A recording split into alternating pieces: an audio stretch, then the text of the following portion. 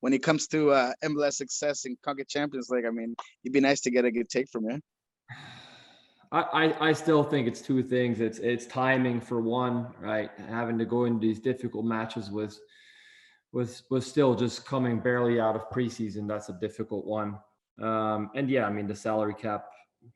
I think it would be stupid to ignore that plays a huge factor. I think someone brought out this after the Club America game against Portland, brought out what it would mean if Club America with that kind of salary would have to be in the MLS, what that would mean, how many DPs they'd have, and just kind of like to compare it to what we're dealing with, and it's night and day. So for you to sit here and say that that's not going to matter, we'd be lying to ourselves. So I think that hopefully that comes, but we're going to keep on trying to test them. I think it's the beauty of the sport too, especially when you see cups all over the world. You see a third division team go and challenge a first division team.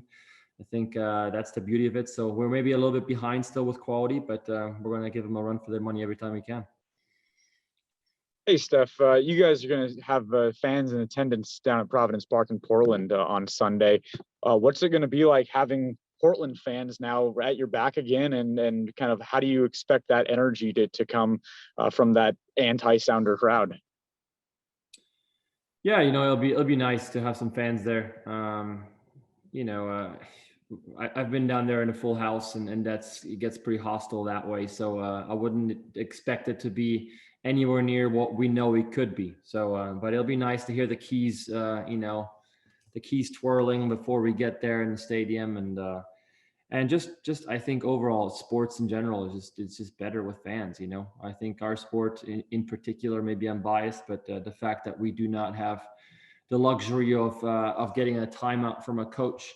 It really is built on ebbs and flows, and it really it just gels really well with a crowd, because they can really feed off of that, they can feed into that, and they become part of the game. So I'm happy that slowly, hopefully, we can get more and more fans back into the stadium safely. Hey, Steph, go ahead.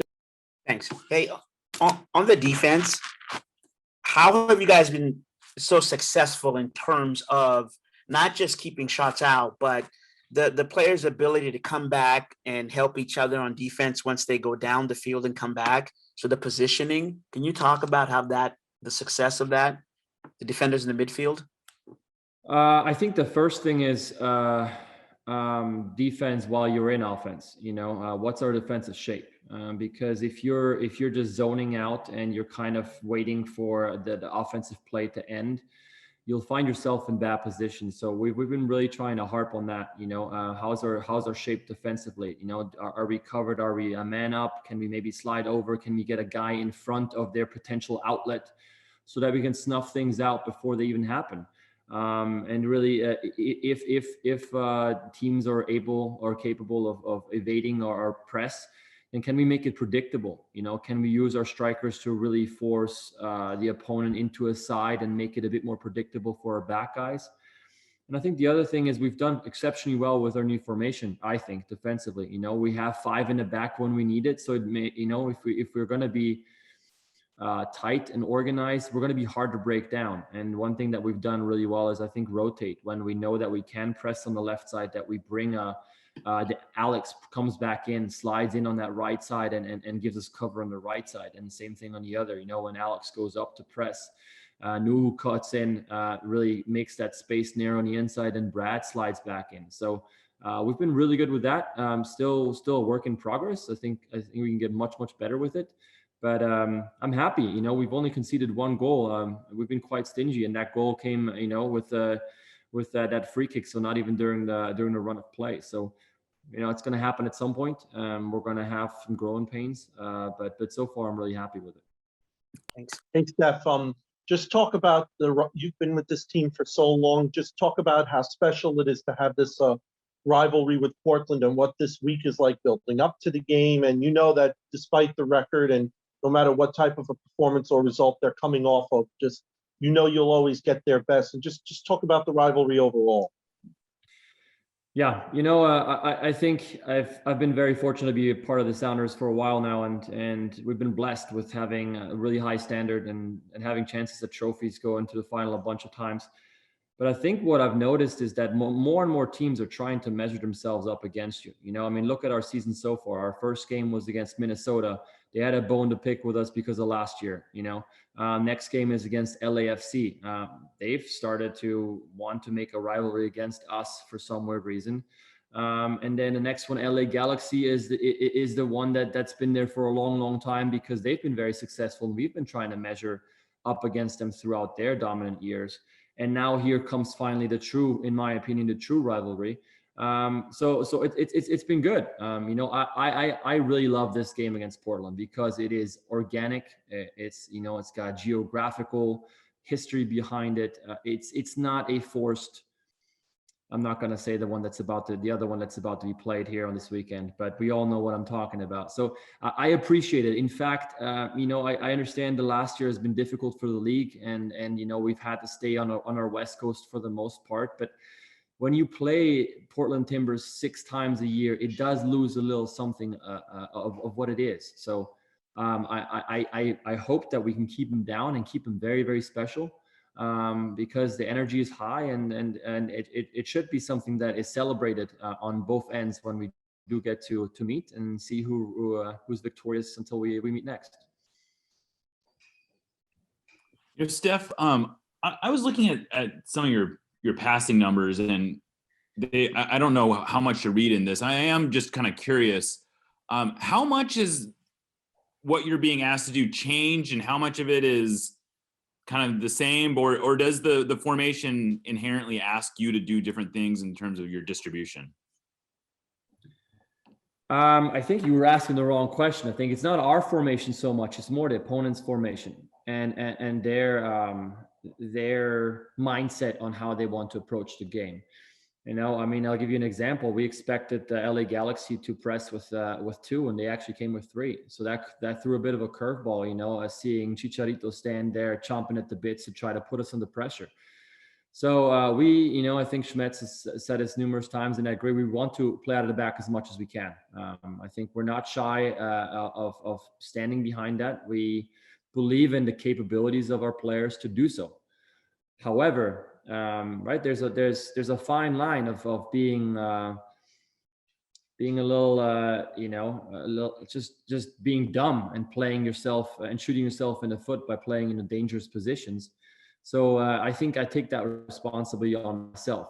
I think for me at times it'd be very easy to play a 2-yard pass or a 4 or 5-yard pass, but I play that pass really with the second pass already in mind, because if I play it 4 or 5 yards to Javi and all he's got is a ball back to my left foot, then why am I even playing that ball, right? On the other hand, another thing that I think we found really good joy in is you need to have some kind of variety in how you play, regardless, and having Will up there next to Raul gives us another outlet. Right, an outlet that teams have to respect. If we play out of the back, and teams start to press really high, especially in a man-to-man like we'll probably see next week against San Jose, having an outlet, Raul, someone who can actually come and take care of an underhit ball, or a Will, who is a big body who can really flick on good balls. These are all different weapons that people have to respect, opponents have to respect. So yes, I think our goal is always to play out of the back. We're always looking at footage to how can we do it better, more efficiently. And for me, always, how can we do it most safely? But it's really nice so far the way we've been able to, I think, to find variety and keep opponents on their toes.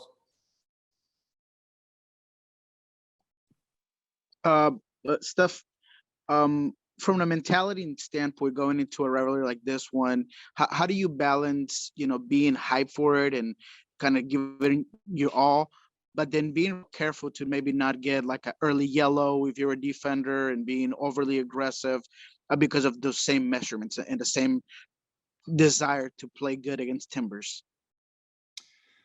I'd argue, we have a very, very experienced group. So, even the few guys that have been able to step in and maybe don't have that much experience, I'm thinking of someone like Josh Atencio, when you have a lot of guys around those rookies or newcomers, I think we make sure that they're aware of those things. Hey, just play your game, relax. You're here for a good. Like, make sure that those emotions are in check and under control. We've always, throughout the years here with the Sounders, we've always harped on don't be selfish and make some stupid rash decision that's going to hurt the team.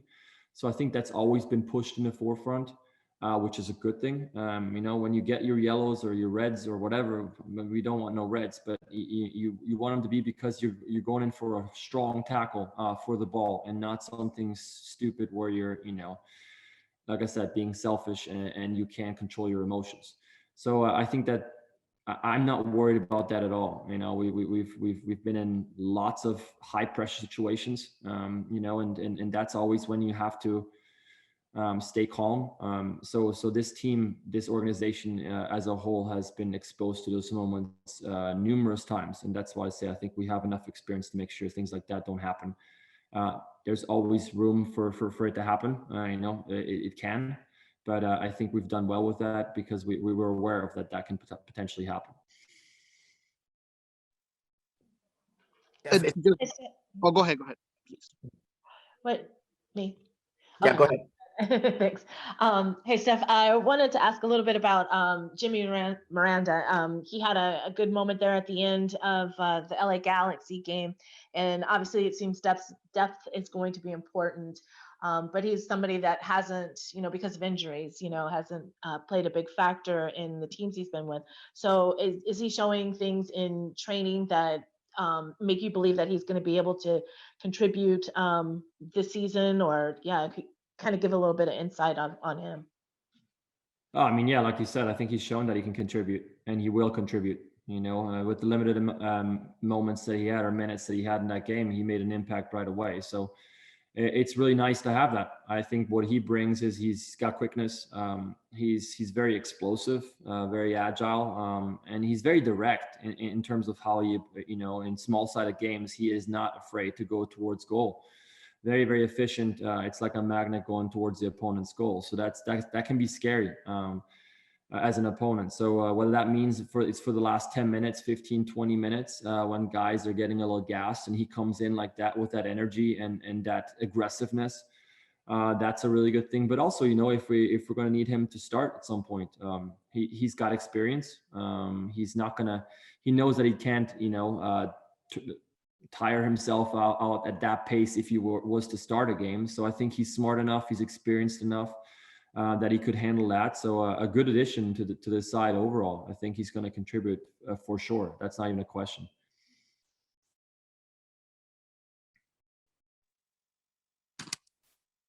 Steph, real quick. 3 games, only 1 goal. Obviously, defense has held up, but you've made some great saves. Is this the best 3-game start that you've had? I don't know if you can go back and look and think just 1 game in your first 3 games. I don't want to jinx it, but it's been a good start. I think it's been a good start because we haven't had an easy schedule really. We've faced some tough tests. The first, like I said before, the first game is against someone who's got a bone to pick against us, and I thought we did quite well. I know there's spells in that game early on where we were struggling a little bit, but even at that, we didn't allow too many chances. And then once we finally opened it up, it was great in the second half. LAFC, I think obviously we would like to come out of that with 3 points if possible, but still to be able to come back after having shot ourselves in the foot early on in the game is good. And I think we felt quite okay in that game, and that tends to be a place where you go down and you're under an immense amount of pressure. I thought that game was very even, so that was a lot of good positive things to take from that. And then the last one against LA Galaxy, it was beautiful to watch on my end. A couple of dicey moments, but that will always happen against the top side. But I mean, some of those goals were brilliant, and I think if you see the goal scoring, where it's coming from, who's scoring it, but also who the other people that are involved, I think we're sharing a lot of that load throughout quite a few people, and so that's a very good sign because it keeps it very unpredictable for opponents. Yeah, I've been in a situation, and I try to harp on my teammates every year. That in the beginning of the season, we've had it numerous times where we've dug ourselves a hole, and sometimes it was because we were in Champions League and we had to divide our attention. But regardless of what the reasons were, it sucks when you start out the season in a hole. It's negative. It's difficult. It adds pressure. This is much better. You're enjoying your football. You enjoy going to the locker room. People are buzzing. There's always going to be ups and downs. Every season has that, but why not start on a high, right? And so we've had 3 difficult games and have come out on top on most of them. We feel good. We have another 3 difficult ones coming up, but you want to go into those difficult ones with lots of confidence, and I feel like we're there. So hopefully we can keep this ball rolling. Steph, you were talking about before how everyone's performed well, keeping the other team on their toes, you guys being unpredictable. Raul has 4 goals, and Brad had the equalizer against LAFC. He has another goal. Josh put in a great performance against Minnesota. Who's been tremendous at the back all year. But if you can just talk about Raul and what's made him so effective and just how special of a player he is. He, of course, has 4 of your 8 goals. So what do you think he's done so well so far that he's been able to, score at the rate he has? I think Raul is, there's 2 things for me in him. I think he demands so much respect from the opponent. And it reminds me a little bit at times of Oba, where there was games where he was getting a lot of attention. And because that, we couldn't find him as often as we'd like. But that tends to open up other things, right? And then maybe we can come over the outside, and then he'll find himself at the end of it after everything has broken down. But then also, the reason why he demands that respect is because of his quality. I mean, if you watch that goal that we score with the cross coming in from the left, he makes that finish look easy. And that's not an easy finish. That amount of skill involved in being able to lunge like that and then still put enough pace on it and keep it down is not that easy. So he's a finisher. He knows how to finish. His arsenal is tremendous. I mean, I see it every day in training. He's a short guy who can close his hips so fast and whip that ball to the near when you're expecting the far post curler. He can punish you with so many ways. And that's what I mean. I think people respect that and people know that. And that's why it already helps us before he even touches the ball, because he demands that respect. And then when he does touch the ball, he does what he does best. Hey, Steph, going back to a couple questions earlier in terms of getting the ball out from the back, the 2 yards or whatnot, how much have you seen the maturity of the whole team understanding to get themselves in a position to receive that 3rd pass and 4th pass, and then enabling the ball to get down the field real quickly? Yeah, it's been great. Honestly, this has been a work in progress for the past 3-4 years. This is and I think we're really reaping the rewards of that work. In part based on the fact that a lot of players are still around since we've tried to really focus on these things, because it takes longer than just kind of, okay, this is what we're going to do in preseason. All right, let's just do it. You got to really gel and get comfortable with where teammates are. Why are they there? What are their tendencies? And then it just, I think it's gotten better and better and better. I think we've realized throughout these years that the tiniest of details really matter. Where do you pass the ball to? Is it now possible for this player to go into the space and we can break that first line? Well, if the ball comes on his wrong foot and it's behind him, we've done all this hard work and have taken all this risk of trying to play out of the back only for us to have to come back again. So what's the point? So I think we're starting to really understand the nitty-gritty details it takes. Spacing is another huge one, right? If this guy comes 2-3 yards that way, what does that do to their left back? Does their left back say, like, no, screw it, I'm going to stay with Will, it's too risky for me to go up? Well, now we got to be confident enough to hit that ball to Brad Smith, But I think that the tactical analysis throughout the game, and all these little details on how they can actually help us play out of the back and how they make that difference is starting to click. And that's a really good thing. Like I said, I always say, always have to keep working on it. And I wouldn't be surprised if the game keeps progressing into something else, and we have to be able to adapt to that as well. But that's been great. I think one thing I want to say with that too is, let's not, like, I think we make it pretty obvious that we want to be a possession-based team. And I think some teams know that. Some teams, want to come and press us, but we've scored the majority of our goals on quick counter, and going on a quick counter and being very explosive and direct. And so that's been great, because are they going to now let us play? Okay, then we'll play, because we've been working on that on the training field. And if you're not going to want to let us play, we'll go behind you and we'll try to punch you that way. So it's been great. Along those lines, the Timbers have historically, at least under Gio, they've kind of sat back a little deeper and they've let you play like what you're talking about, and that sometimes posed a problem. Do you think that you're better positioned to play into that? I mean, how does that, what do you think you've learned from those previous games, especially coming off 3 opponents that were pressing you maybe more than you had anticipated they would?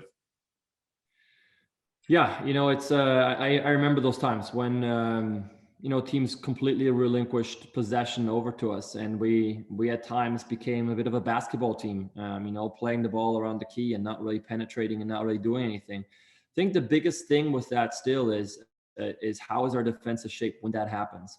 You cannot get lulled to sleep by your own, while you have your own possession, because that's where teams like Portland are most dangerous, right? I think they might not press very high. I think they'll kind of press in that middle block, and if we're out of shape in that middle block when we turn it over, they'll punish us. So I think we're aware of that. And I think it's a good thing if we do have the challenge of having to construct some things through possession, not just in the first third and in the middle third, but also in the final third. You want to face those challenges so that you can come up with solutions. And so, like I said, I think the majority of our goals we've created on explosive counters for the most part and over the wing. But I'm confident we have enough players that are quality to be able to, stay patient at times. But then when the opponent gets too tired to really slide over, that when those pockets get a little bigger, that we can suss them out and we can punish them through that. But key against Portland will be your defensive shape when we are in possession. Is this one of the quickest teams you've ever been involved with on the Sounders? I don't want to say because you don't want to compare teams. Is this one of the quickest ones? And I'm just leading that as to why you guys are so lethal on the counterattack after reading the play. I think we've always had a lot of pace on the outsides. The difference now is that we're sliding that pace a little higher up, right? You have a luxury of being able to convert someone like New, who has one of the center backs. Just because he's a center back, he doesn't lose his speed, right? So we have guys in spots that maybe they can't show you their pace as much or as offensively as they used to, but they still have it. So, but yeah, this is a cat and mouse game that we have to play and figure out during the games. Are they going to press high? Well, now can we put those outside backs a little bit higher into those pockets? And then if we're going to hit 2 or 3 balls to those speedy outside guys, they're gonna have to start respecting that, right? And then if they adapt to that and they come back to be a bit more compact themselves, then maybe now we start playing out of the back a little bit easier with short passing. So again, it's the beauty of the game. You always have to adapt to what you're given. We're trying to figure out every game what we have, but the one thing that we know we do have is we have good players, more than capable players. And lots of pace. You're absolutely right. Thanks. Hey, Steph, you kind of hit on it right there, but do you feel like this new formation has kind of brought out the best in Nuhu? I mean, I know he's always been a really good 1v1 defender, but it just seems like he's really locking it down so far this year.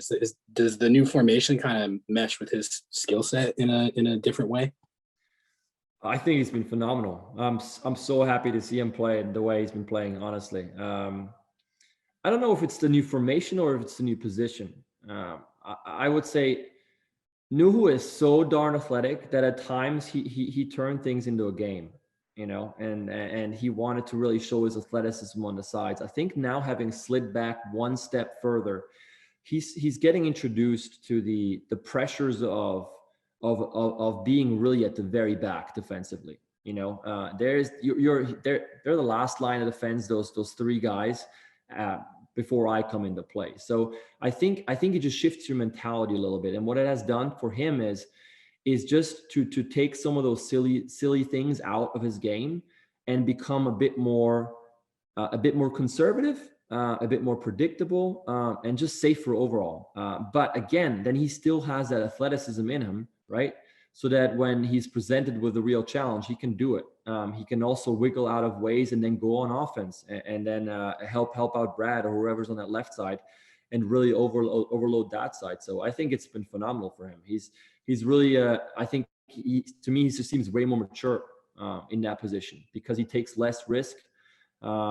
He's very athletic. I can rely on him with that. So it's been phenomenal in that back three. I'm super happy to see his progression like that. All right, guys, you probably got time for one or two more for Steph. So if there's any final questions, last call is now. Sure, Steph, it seems like you all have been able to refresh on the fly with a new formation and a bit of a youth movement. Has that been reinvigorating as a team, and maybe part of why you've been able to get off to such a fast start for a change? Good question. I think we did a really, I don't know. I don't have the answers why we have been able to be successful so far. But I think the players that we have, this formation really suits them. And because it suits them, we've been able to make a lot of progress in preseason already on it. You know, because obviously if you put players in positions where they can utilize their strengths the most, they're going to enjoy it. Right, because they're going to be more successful in those positions, and the more successful you are, the more you're having a good old time, right? So I think players have really bought into trying to understand the system because they've realized really early on that it could help them to have good games as individuals. And so when we came into the first game, we felt good overall going into it, and not like, you know, we'll see what happens type deal. Have we had a youth movement? I don't know. I think we've always had, especially coming out of preseason, we always had lots of younger kids, academy kids that are with us throughout the whole preseason. And once in a while, there's a guy that steps up. And Josh had his, you know, his small little spots to get experience last year already. But I think he found an opportunity and he took it. You know, I think he's played exceptionally well. Slotting in for, you know, especially when Nico's gone and you have to make some moves around and he has to slot in. I mean, he's done phenomenal. So it bodes well. But again, I think it shows that we have an overall a really good team together where we have enough experience, enough veterans and leadership in there that when a young guy gets put in a position where it's you know, ease yourself into it or crack because you're just an emotional mess. I think we're able to really take those guys on board very calmly and allow them to shine and show what they can do.